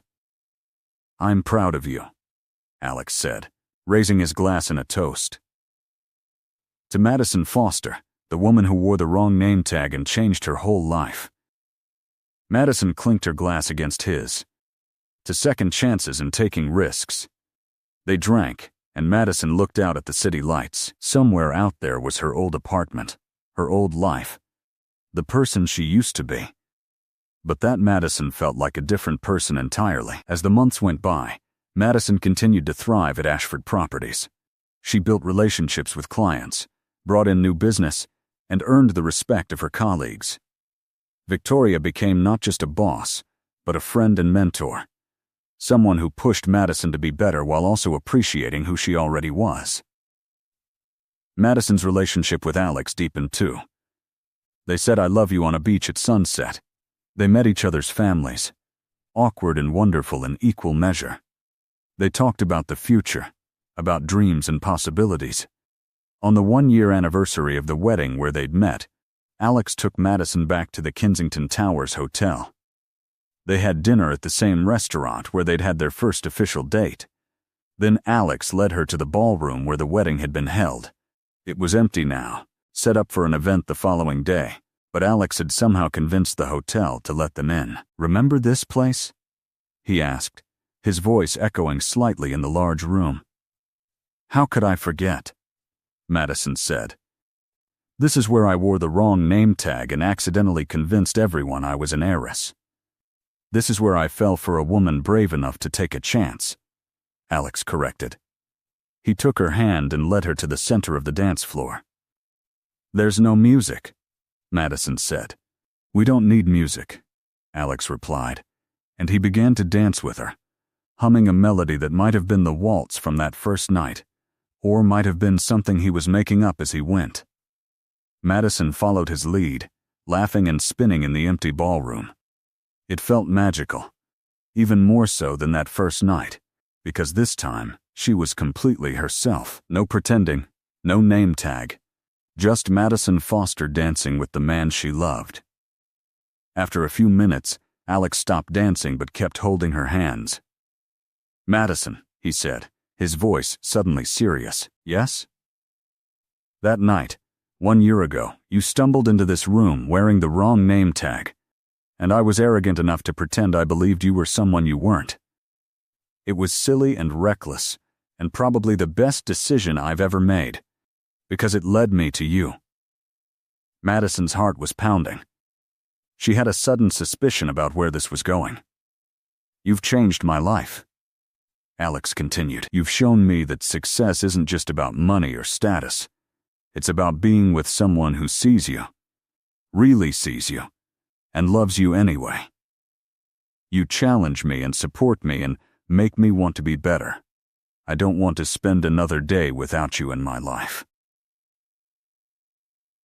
He let go of one of her hands and reached into his pocket.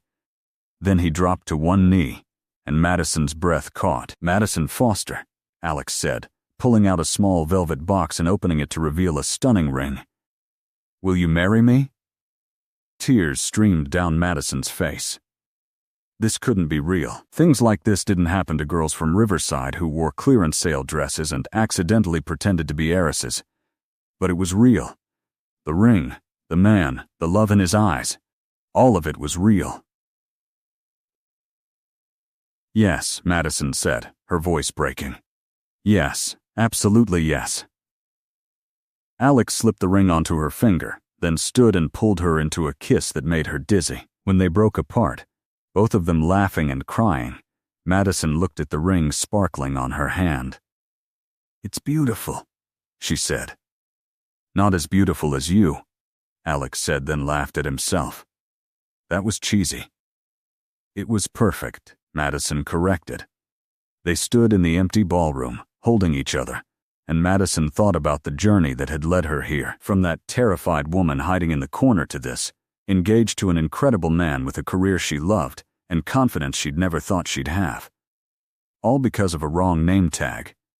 The wedding was 6 months later, held at the same hotel where they'd met. Claire was Madison's maid of honor, of course, and she spent the entire day crying happy tears and reminding everyone that she'd introduced them, technically.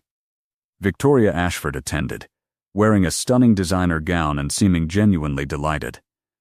At the reception, she cornered Madison during a quiet moment. "You know," Victoria said, "that night could have gone very differently. If you'd been caught earlier, if Christopher had exposed you in front of everyone, it could have been a disaster." Madison nodded. "I know. I got incredibly lucky." Victoria smiled. Luck had something to do with it. But so did courage. You took a risk, even if you didn't fully realize it at the time. And look where it led you. Madison looked around the ballroom at the friends and family gathered to celebrate, at Alex talking with his groomsmen and laughing. "I never imagined my life could be like this," Madison admitted. "That's because you were so focused on who you thought you were supposed to be," Victoria said. "Sometimes we need to pretend to be someone else before we can figure out who we actually are." Madison hugged her. "Thank you. For the job. For the mentorship. For being cool about the whole name tag thing." Victoria hugged her back. "Thank you for making my company look good, and for proving my instincts right. Now go dance with your husband." Husband.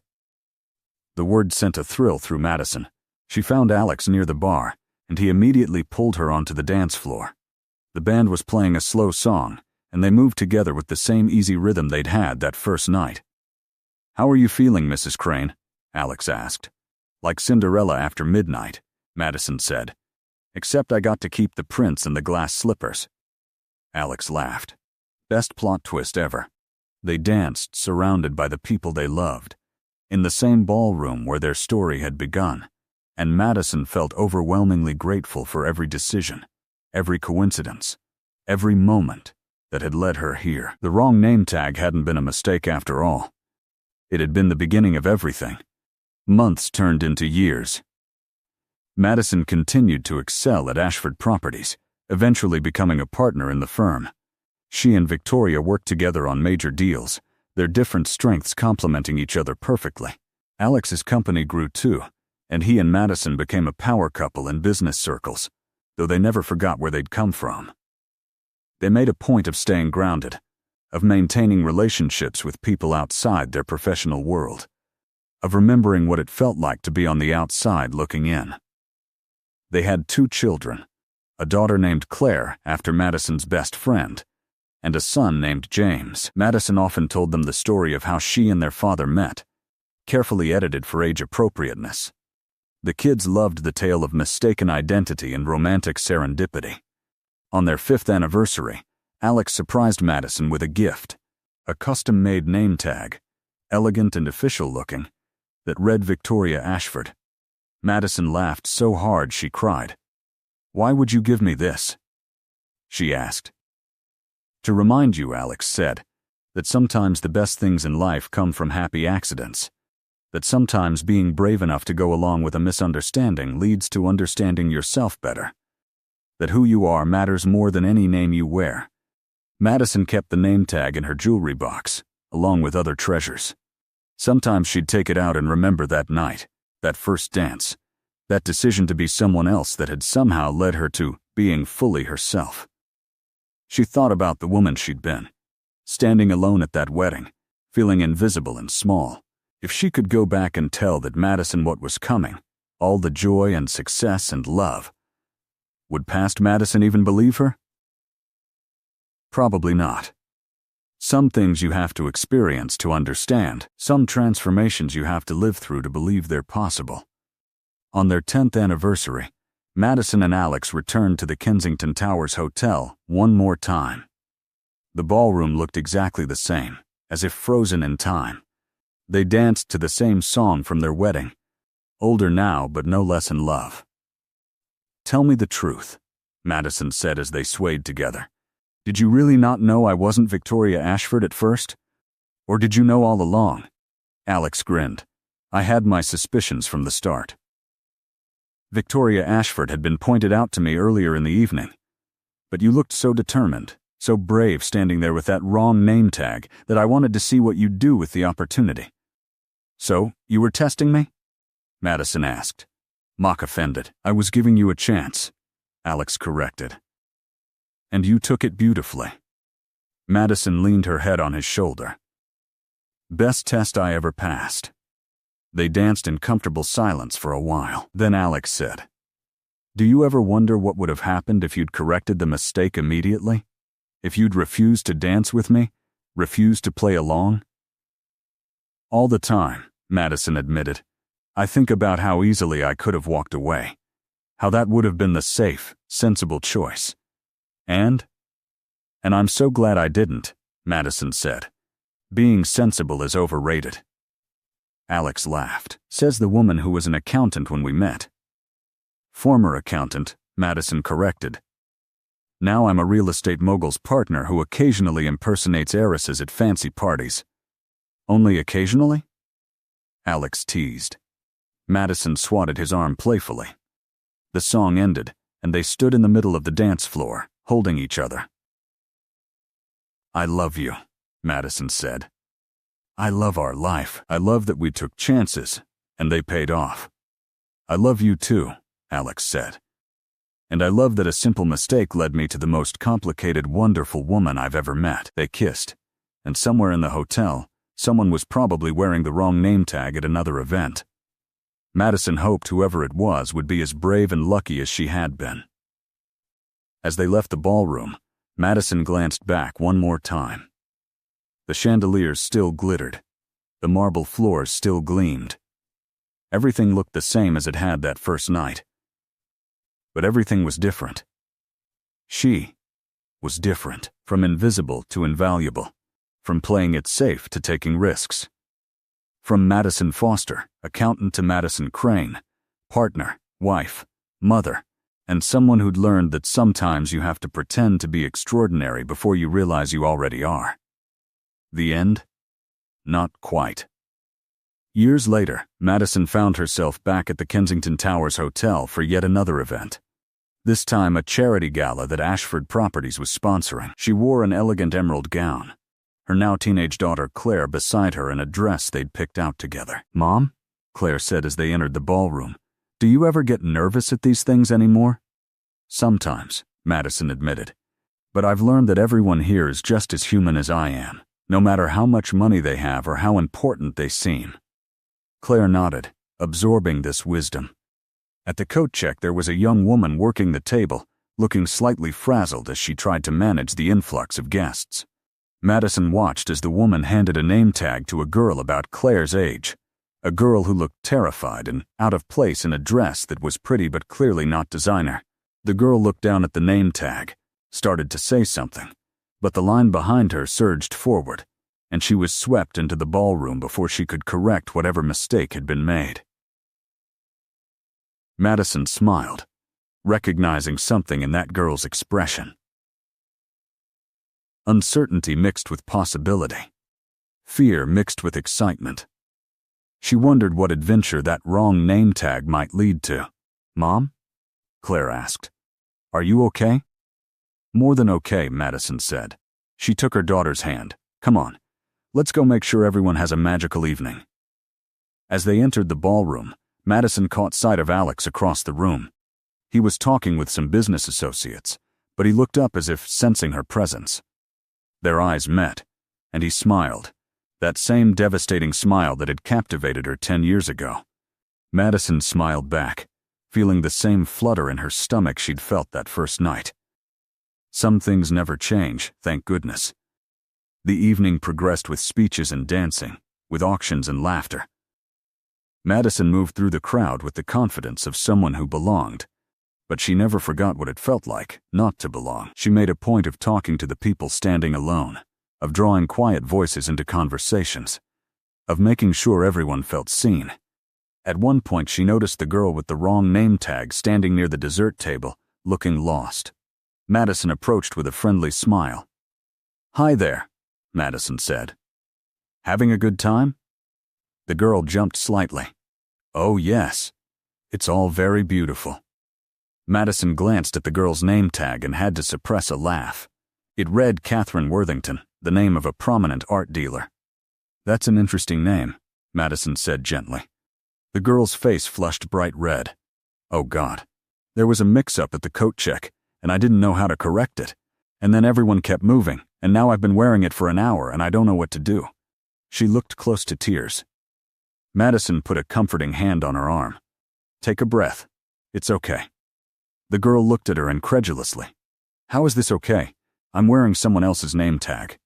If anyone finds out, they'll understand it was an honest mistake," Madison said. "Or you'll have an interesting story to tell someday. Trust me." The girl looked skeptical, but hopeful. "This has happened to you?" Madison laughed. "Something very similar, yes. And it turned out to be one of the best mistakes I ever made." She told the girl an abbreviated version of her own story, about wearing Victoria Ashford's name tag, about meeting Alex, about how that one evening had changed her entire life. The girl listened with wide eyes. "So you're saying I should just go with it?" the girl asked. "I'm saying that sometimes the universe gives us opportunities disguised as mistakes," Madison said. "What you do with those opportunities is up to you. But whatever you decide, don't let fear be the only thing guiding you." The girl nodded slowly, straightening her shoulders. Okay. I can do this." "That's the spirit," Madison said. "Just be yourself, be honest when it matters, and try to enjoy the evening." The girl smiled, some of the tension leaving her face. "Thank you. You have no idea how much I needed to hear that." Madison watched the girl walk back into the crowd with newfound confidence. Claire appeared at Madison's elbow. "Was that girl wearing the wrong name tag?" she asked. "Yep," Madison said, "just like I did all those years ago." "Do you think she'll be okay?" Claire asked. "I think she'll be more than okay," Madison said. "I think she'll be exactly who she needs to be." Later that evening, as the gala was winding down, Madison stood on the same terrace where she'd stood with Alex that first night. The city looked the same, glittering and vast, full of possibilities. Alex joined her, slipping his arm around her waist. "What are you thinking about?" he asked. "How much has changed?" Madison said. "How much I've changed?" "For the better," Alex said. "Definitely for the better." Madison leaned into him, comfortable and content. "You know what's funny?" "What?" Madison said. 10 years ago I was terrified of being nobody, of being invisible, and now I realize that I was never nobody. I just hadn't learned to see my own worth yet." "That's very wise," Alex said. "I have my moments," Madison replied. They stood together in comfortable silence, watching the city lights. Inside, the party continued. Outside, other people's stories were unfolding. Somewhere, that girl with the wrong name tag was probably having the adventure of her life. Somewhere, someone else was learning to be brave. Madison thought about all the paths her life could have taken. If she'd corrected the name tag mistake immediately. If she'd refused to dance with Alex.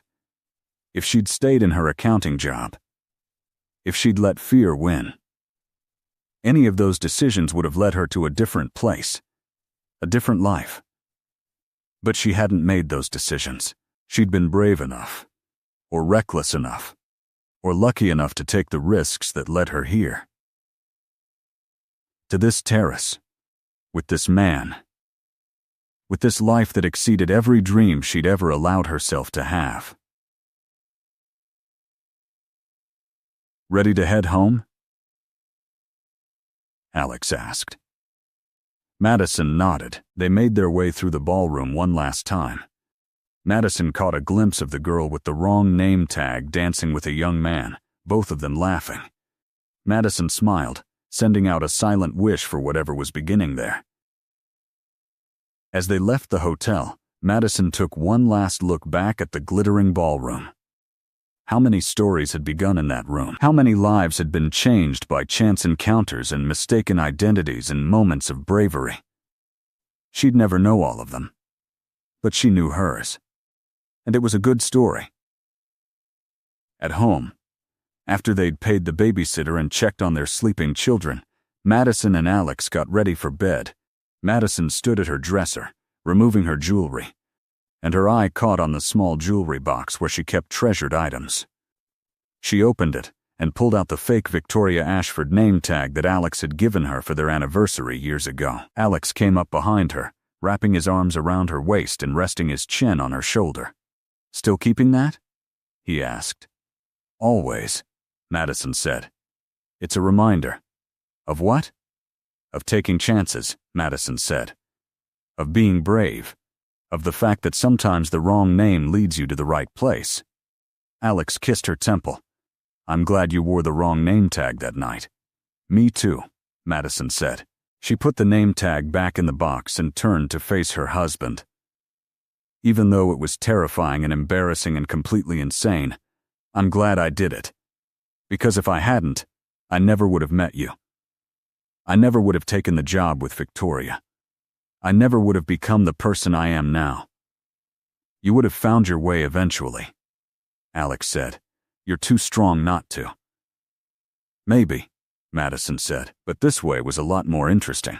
They climbed into bed, and as Madison settled into Alex's arms, she thought about the girl with the wrong name tag at the gala.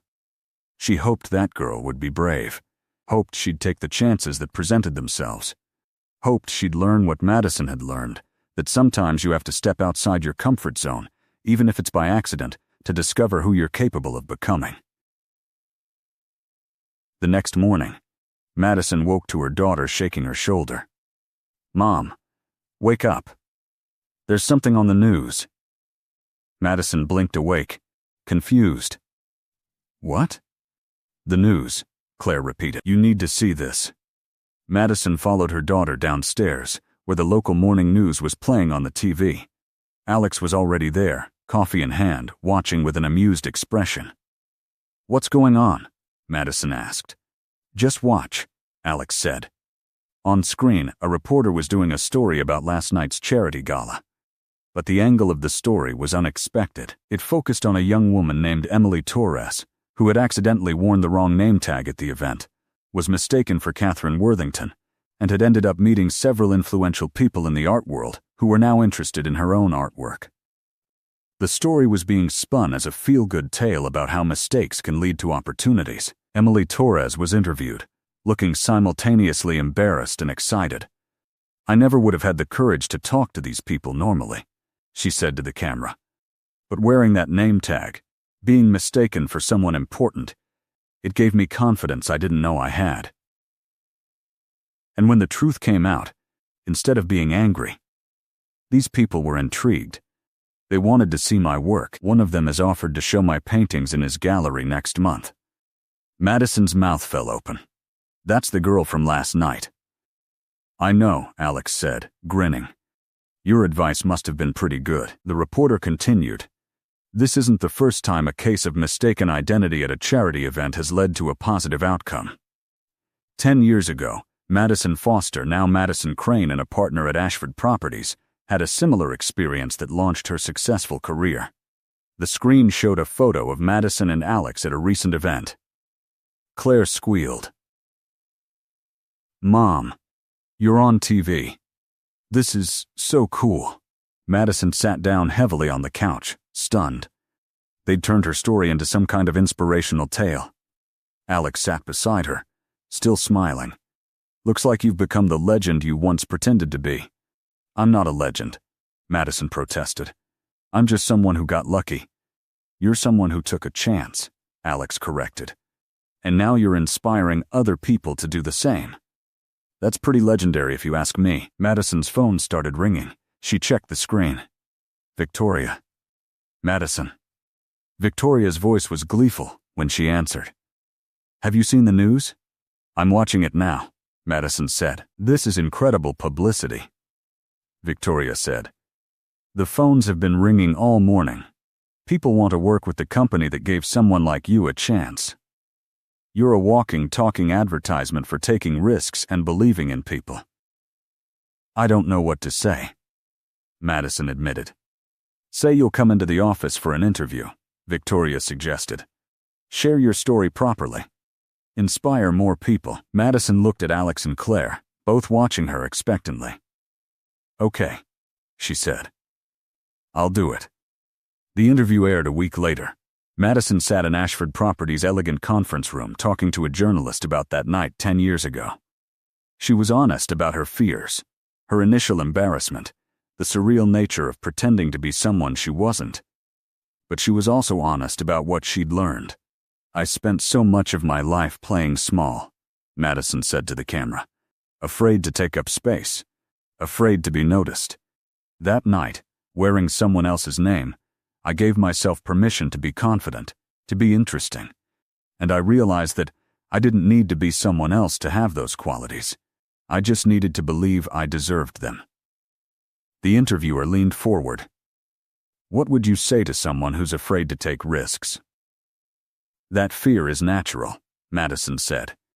"But it shouldn't be the only voice you listen to. Sometimes the scariest decisions lead to the best outcomes." "Not always," she added honestly. "Sometimes you take a risk and it doesn't work out. But even then, you learn something. You grow. And that's worth it." The interview went viral. Madison's story resonated with people who felt stuck in their lives, who were afraid to pursue their dreams, who needed permission to take chances. She received hundreds of messages from people telling her how her story had inspired them to apply for that job they thought they weren't qualified for, to start that business they'd been dreaming about, to take that trip they'd been postponing. It was overwhelming and humbling and unexpectedly emotional. "I never meant to be an inspiration," Madison told Alex one night as she scrolled through messages on her phone. "You didn't try to be," Alex said. "That's what makes it authentic.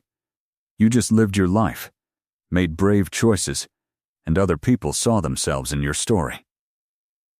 Madison thought about that. She'd never set out to be anyone special.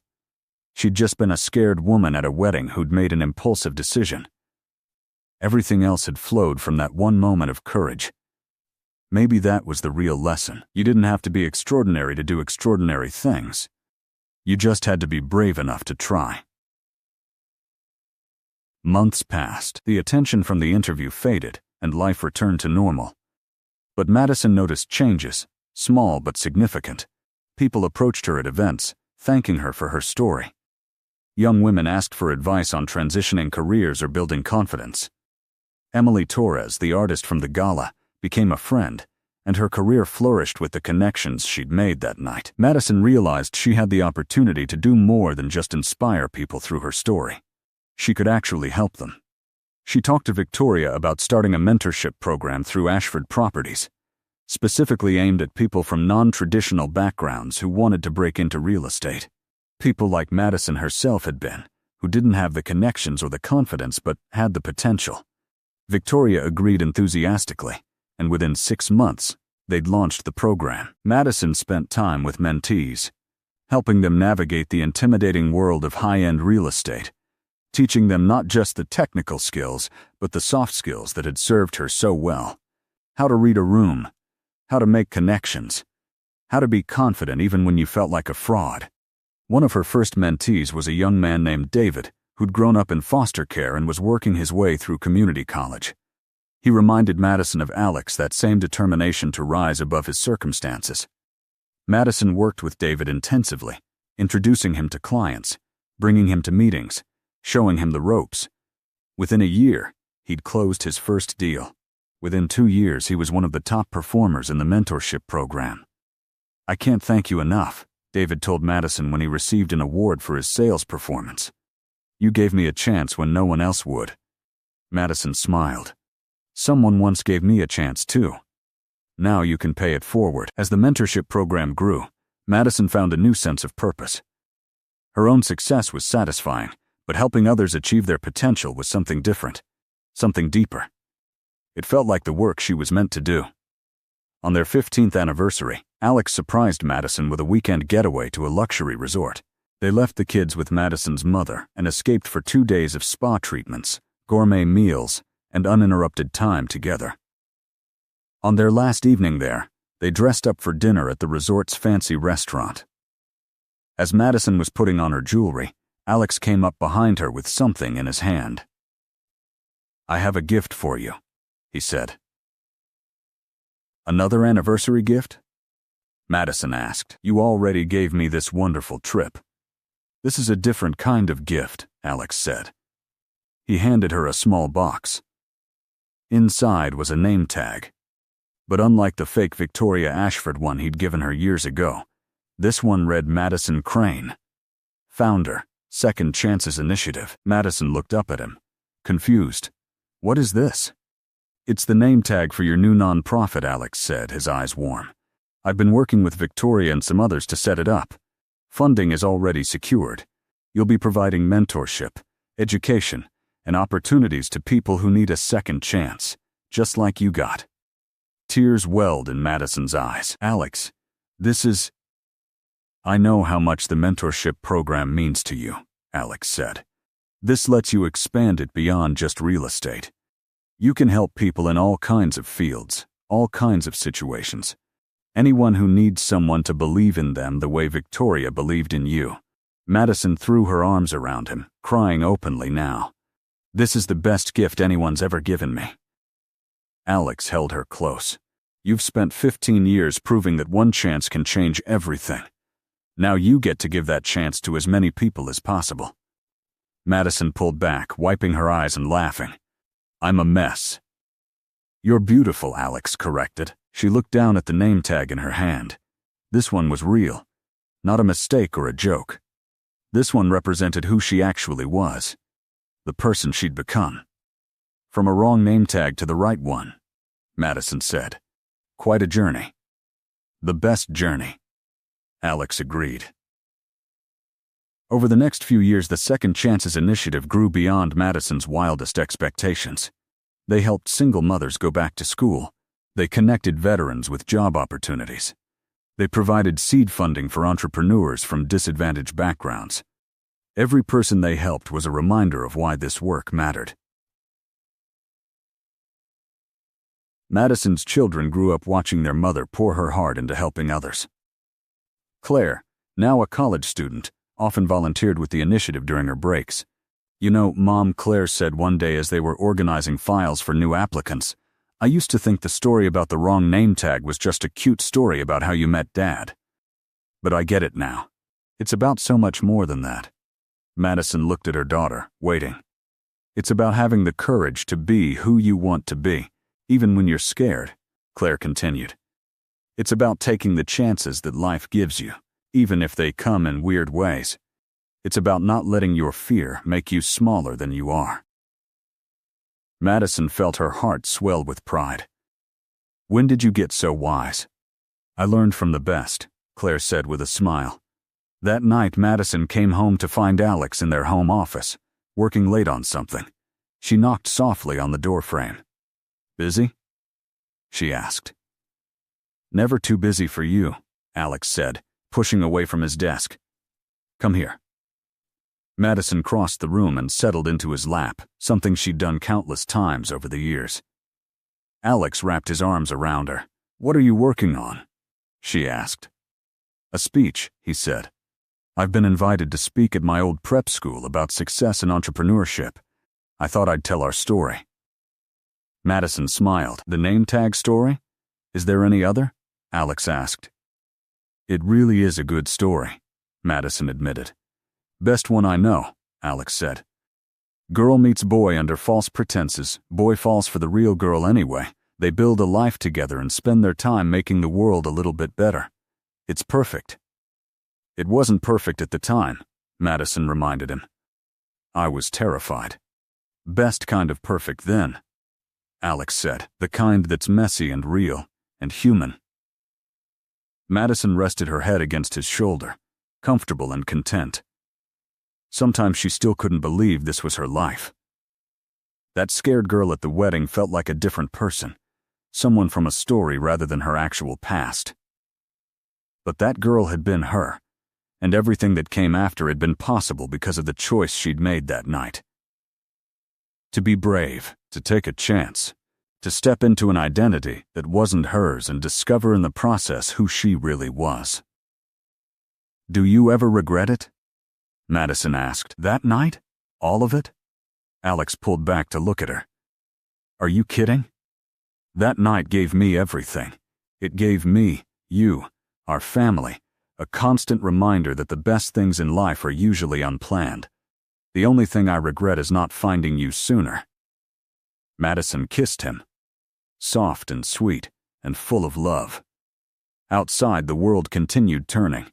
People made mistakes and took chances. They wore wrong name tags and right ones.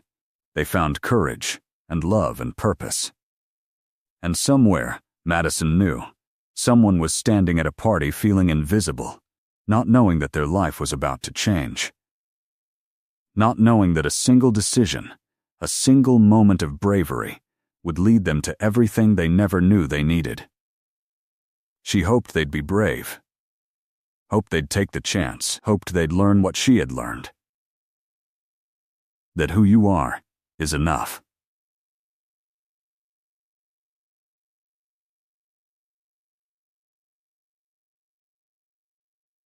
That mistakes can be magic. And that sometimes the wrong name leads you to exactly the right place.